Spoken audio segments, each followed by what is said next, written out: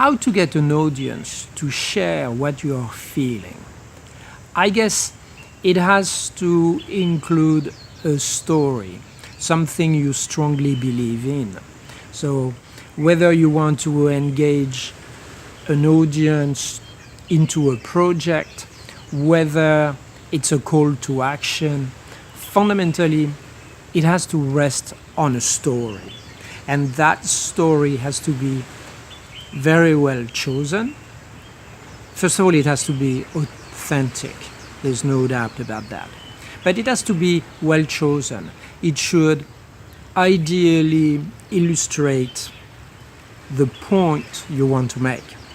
Then you need to prepare enough in order to include with your story all the rhetorical elements that allows you to really place a kind of emotional charge within your speech. It's possible, it's just that sometimes speakers are afraid of sharing their emotion. If you manage to have the right story, to have the right rhetorical elements, and at the same time be authentic, there is no doubt that the audience will feel exactly what you're feeling. Now, this has to have a purpose. You cannot ask this motion to happen without, for instance, a call to action.